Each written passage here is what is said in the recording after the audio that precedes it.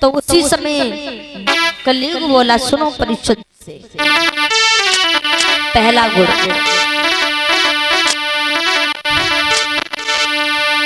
कलयुग केवल नाम आधारा सुमेरी सुमेरी नर उतरती पारस्या राम हरे राजा राम हरे हो सीता राम हरे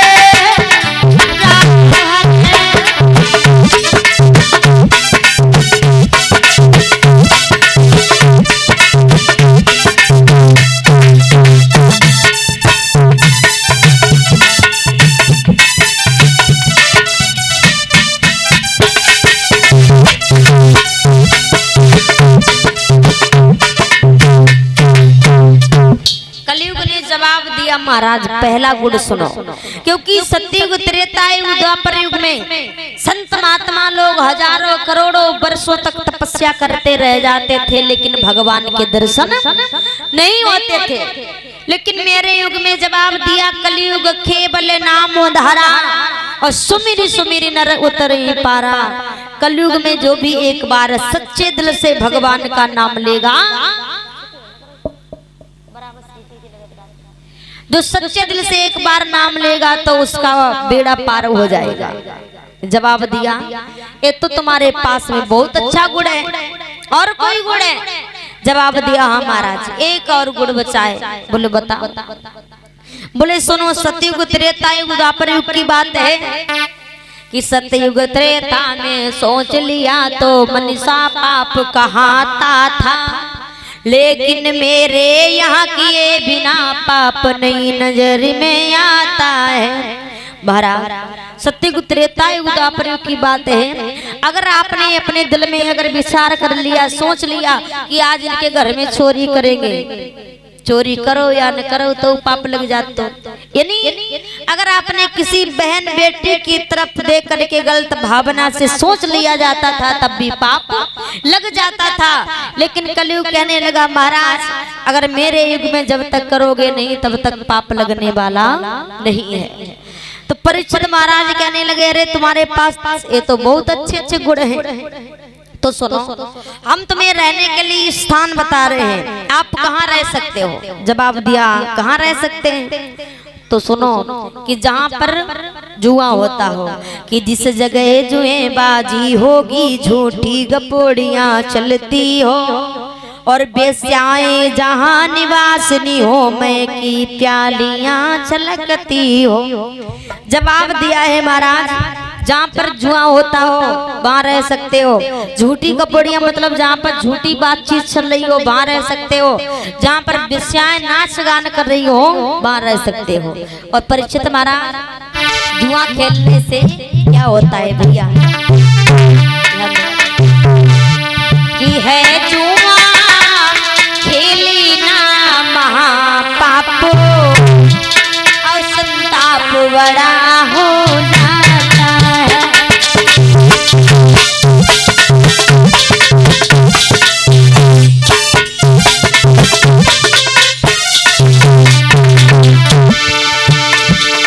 जुआ खेलना वो संताप बड़ा हो जाता है। अरे बुद्धि विवेक ज्ञान घट जाए और हंसी हो तो जग में।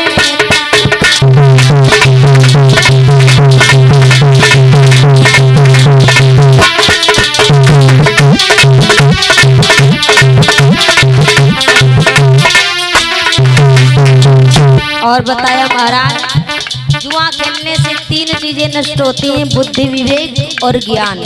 और आगे बताया है क्या?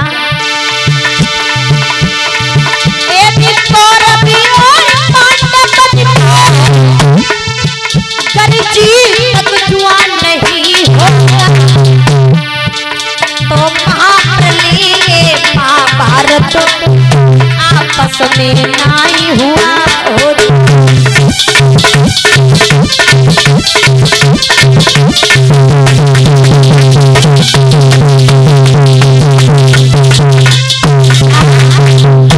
कहते हैं यदि कौरव और पांडवन में गरजी तक जुआ नहीं होता तो महाप्रलय महाभारत आपस में ना हुआ होता। कहते महाराज श्री सुखदेव जी कहते हैं राजन परीक्षित जवाब दिया इतने अच्छे अच्छे गुण हैं तुम्हारे पास तो तुम्हारा स्वर्ण में भी वास, स्वर्ण माने होता है सोना, तुम्हारा सोने में भी वास हो सकता है, सोने में भी रह सकते हो।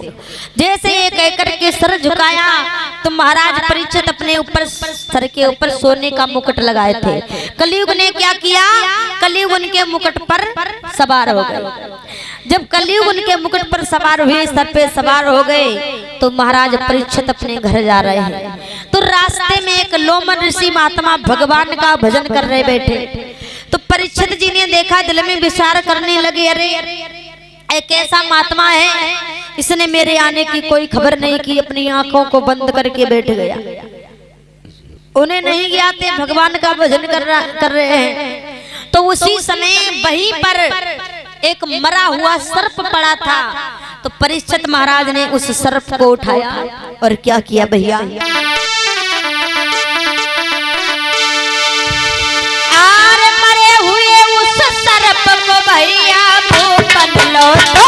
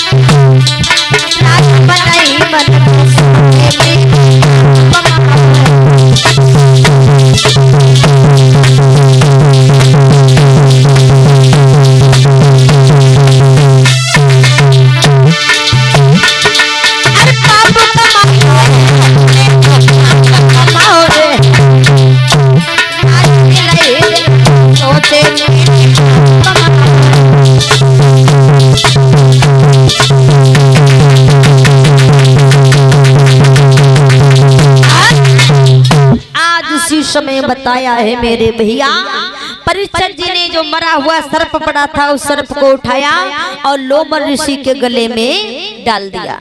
लेकिन गले में डाल दिया, महाराज परीक्षित अपने घर आए तो इन्होंने क्या किया, अपने सर का मुकुट उतार करके रखा। तो उन्हें ज्ञात आया कि मैं एक महात्मा जी का, एक संत का अपमान करके आया हूँ। अगर मेरी प्रजा में कोई गलती करता है उसे सजा मैं देता हूँ, लेकिन आज मैंने इतनी बड़ी गलती कर दी, एक संत जी का अपमान किया, इसलिए उस गलती की सजा मुझे भी मिलनी चाहिए। इधर सोच रहे हैं परीक्षित महाराज, लेकिन इधर लोमन ऋषि के पुत्र हैं जिनका नाम है सरंगी ऋषि। सरंगी ऋषि को मालूम हुआ कि हमारे पिताजी का बहुत बड़ा अपमान करके गए हैं परीक्षित जी। तो सरंगी ऋषि ने क्या किया, अपने हाथ में जल ले लिया और जल लेकर के महाराज परीक्षित जी को श्राप देने लगे। क्या श्राप दिया कि बस सावधान ओ तक्षक जीवित हो जाओ, 8वें रोज उस पापी को दुनिया से पर पहुंचाओ। सिर्फ बीच में 7 दिन है, 8वां दिन जब आएगा महाराज परीक्षित तेरी मृत्यु हो जाएगी।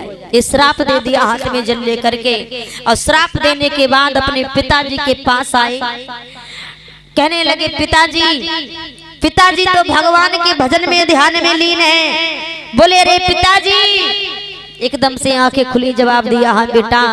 अरे तुम्हें नहीं मालूम है तुम्हारा बहुत बड़ा अपमान किया है महाराज, परीक्षित जी ने तुम्हारे गले में मरा हुआ सर्प डाल गए। जवाब दिया बेटा तुमने कहा तो नहीं कुछ। बोले कहने की बात छोड़ो, मैंने उस राजा को श्राप दिया है, 8वें दिन उस राजा की मृत्यु हो जाएगी। लोमन ऋषि को बड़ा दुख हुआ, रे बेटा तुमने अच्छा नहीं किया, बड़े अच्छे महात्मा थे।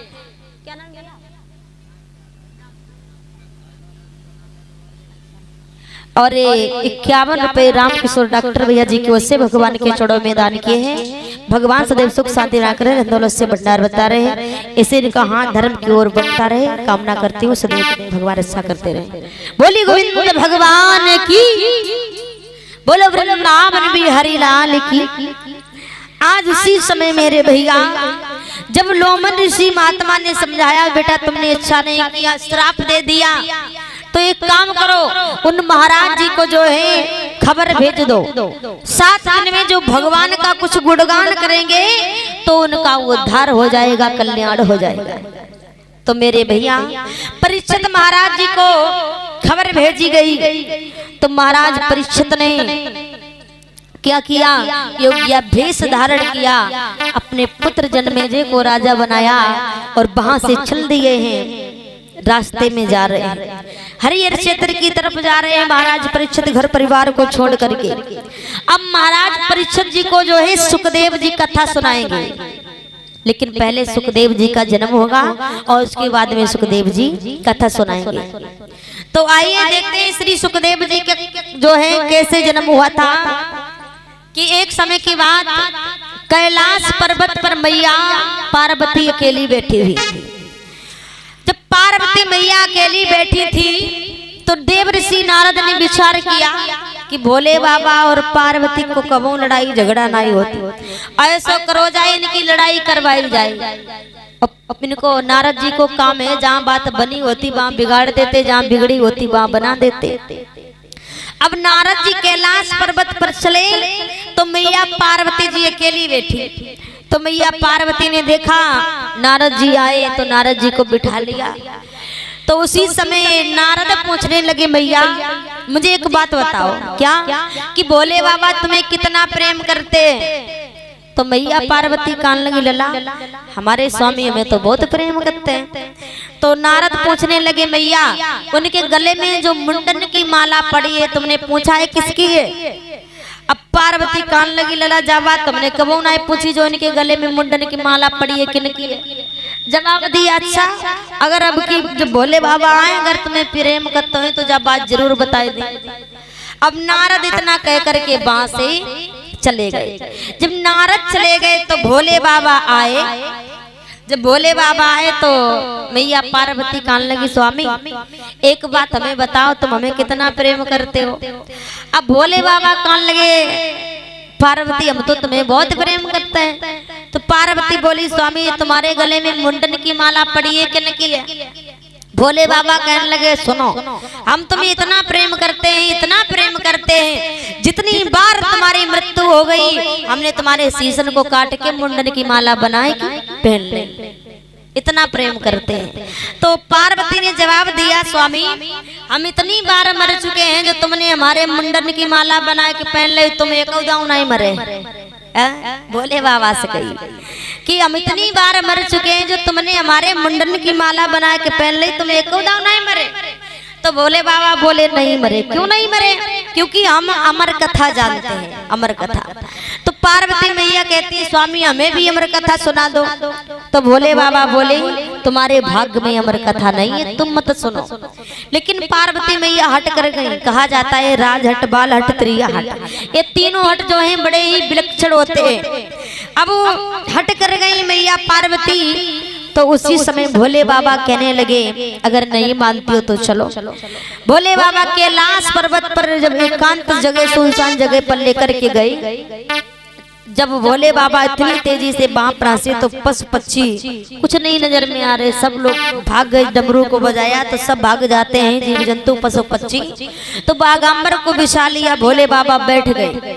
कहने लगे पार्वती हम तुम्हें कथा सुनाते जाएंगे, तुम पीछे से हूँ स्वामी की आवाज देती रहना।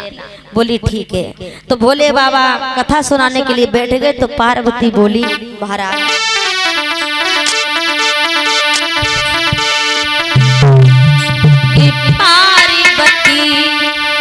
और भोले से बोली स्वामी सुनो हमारी और हमारी कथा फिर मोई सुनाए दो और करी नामती इनकार बैठ गे भोले शंकर बिछाली है रात हमर।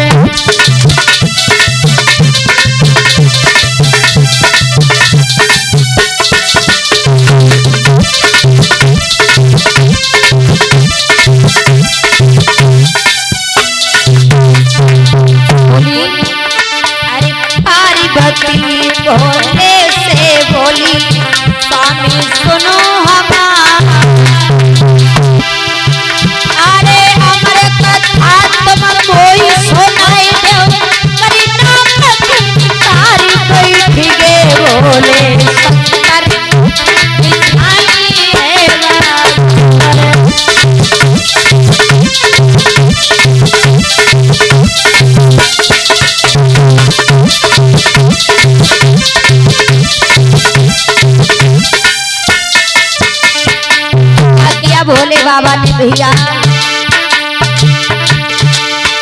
अरे हाथ में लेके डमरू डम डम करके बजाया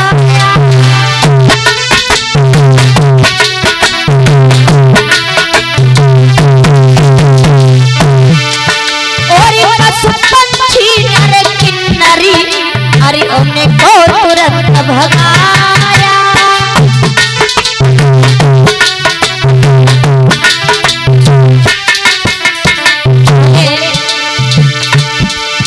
अरे कोरा जी से फिर से बोले कोरा जी से फिर से बोले के न तुम हमारी बैठ गए बोले शंकरी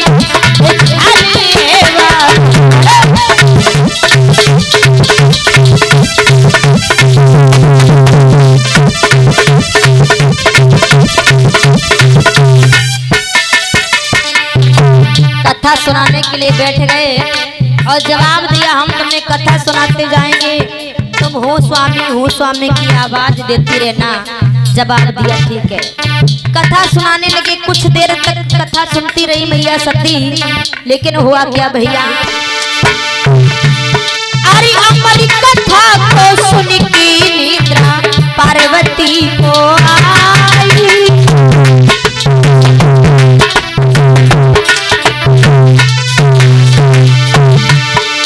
हमारी कथा को सुन की निद्रा पार्वती को आई।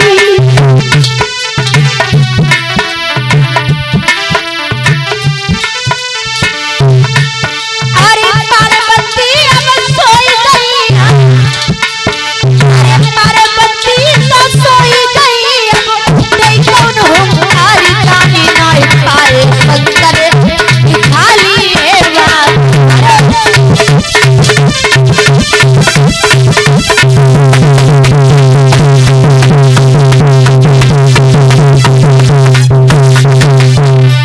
मेरे भैया जब भोले बाबा कथा सुनाने लगे, कुछ देर तक मैया सती कथा सुनती रही। उसके बाद सती जी को नींद आ गई, तो उसी जंगल में एक पेड़ के ऊपर तोती का अंडा रखा हुआ था। लेकिन जब अंडा रखा हुआ था तो अंडा जो है पेड़ से नीचे गिर जाता है, तो उस अंडे से हूँ स्वामी की आवाज आने लगी। हुआ क्या, अरे तोती का एक अंडा गिरा धरन पे आई।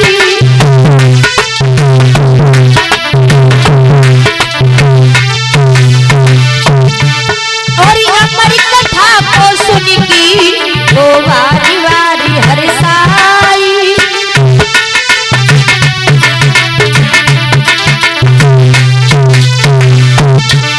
अरे देखो कैसी हरि की माया,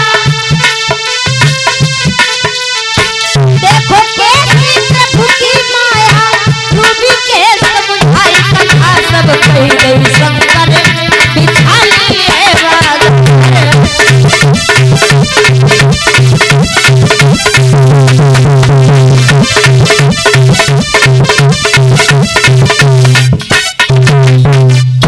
आज उसी समय मेरे भैया भोले बाबा समझाते रहे, पार्वती तुम कथा मत सुनो, तुम्हारे भाग्य में अमर कथा नहीं है। लेकिन जब सती नहीं, पार्वती जब नहीं मानी, तो भोले बाबा जाकर के एकांत में बैठ करके कथा सुनाने लगे। कहने लगे हम तुम्हें कथा सुनाएंगे, तुम हो स्वामी की आवाज देती रहना। जवाब दिया ठीक है। जब कथा को सुनाना प्रारंभ किया, कुछ देर तक मैया कथा सुनती रही, लेकिन पार्वती को नींद आ गई। जब पार्वती को नींद आई तो वो तोती का अंडा था, उस अंडे से हूँ स्वामी की आवाज आने लगी। भोले बाबा ने सारी कथा कह डाली। अंत में भोले बाबा बोले सती जी सो रही थी। सती जी नहीं बोली, भोले बाबा बोले सती जी उठ करके बैठ गई। हाँ महाराज। भोले बाबा ने जवाब दिया सती तुम सो रही थी। जवाब दिया मैया ने नहीं। भोले बाबा बोले हमने तुम्हें कथा सुनाई, वो तुमने कथा सुन ली। जवाब दिया हाँ। भोले बाबा बोले हे पार्वती अगर तुमने कथा सुन ली हो तो हमने जो तुम्हें कथा सुनाई तुम फिर भाई हमें कथा सुनाओ। अब मैया पार्वती बोली महाराज हमें नींद आ गई थी। बोले बाबा बोले अगर तुम्हें नींद आ गई थी मेरी फिर कथा को किसने सुना, और जिसने भी मेरी अमर कथा को सुना है आज मुझे मैं उसे नहीं छोड़ूंगा। तो भोले बाबा ने जो इतने वचन कहे तो तोती का जो अंडा था वो अंडा जो है फूट जाता है और पंछी बन करके उड़ जाता है। जब पंछी बन करके उड़ गया तो भोले बाबा ने पार्वती को वहीं पर छोड़ा, हाथ में त्रिशूल लिया और त्रिशूल लेकर के उस पंछी के पीछे पीछे भाग खड़े हुए। इधर वेद व्यास जी की पत्नी सुबह सुबह स्नान ध्यान करके छत पे आई, सूर्य भगवान को जल अर्पण करने के लिए जैसे ही मंत्र पढ़ने के लिए मुख खोला तो वो उसी समय पंछी जो है मैया के मुख से उधर पेट में चला जाता है। तो उसी समय भोले बाबा वहीं पर आए और आकर के जवाब दिया है देवी मेरे अपराधी को निकाल दो नहीं तो मैं तुम्हें मार दूंगा।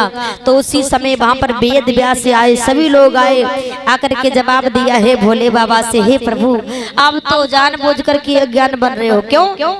क्योंकि जिसने तुम्हारी अमर कथा को सुन लिया वो अमर हो गया, अब तुम क्यों पीछे पड़े हो, लौट जाओ। भोले बाबा को समझा बुझा करके वहां से वापस कर दिया और उस पंछी को मैया के पेट में 12 वर्ष बीत गए, जन्म नहीं लिया। मैया बड़ी परेशान है। वेद व्यास जी पर